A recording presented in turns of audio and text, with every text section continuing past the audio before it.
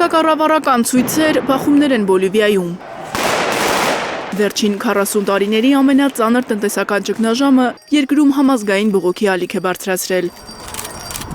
Մարդիկ պահանջում են նախագահ Ռոդրիգո Պասի հրաժարականը, աշխատավարձերի բարձրացում և պետական ընկերությունների սեփականաշնորհման դադարեցում։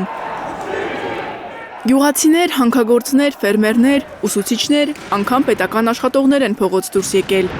Զայրացած ամբոխին վերահսկելու համար իրավապահները մայրաքաղաք Լա Պասի կենտրոնում մի քանի ժամ արցունքաբեր գազ են օգտագործել ցուցարարների մուտքը գլխավոր հրապարակ կառավարական շենքեր կանխելու համար։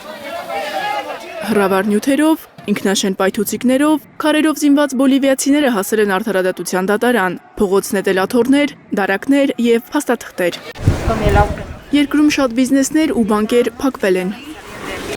Ավելի քան 100 ձերբակալված կա։ Նախագահի խոսնակը հայտարարել է, ամեն ինչ անելու են, որ երկրում արյուն չթափվի։ Այս ամենը կարող է մահացու հետևանքներ ունենալ, բայց Բոլիվիայում չպետք է արյուն թափվի։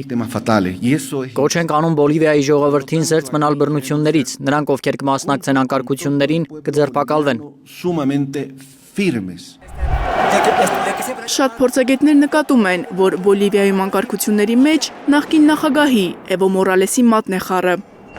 Ծանր տնտեսական ճգնաժամի պայմաններում նախկին նախագահի համախոհները գործադուլներ են սկսել, փակել մայրաքաղաքի գլխավոր մուտքերը։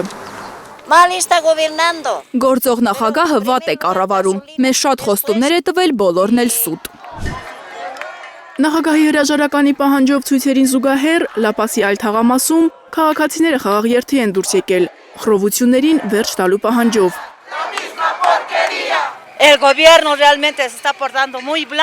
Կառավարությունն իսկապես շատ մեղմ է վարվում անկարգություններ անող մարդկանց հետ։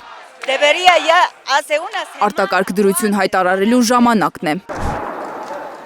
Տեղական լրատվամիջոցները հայտնում են, որ նախորդ ամիս Բոլիվիայում գնաճը հասել է 14%-ի։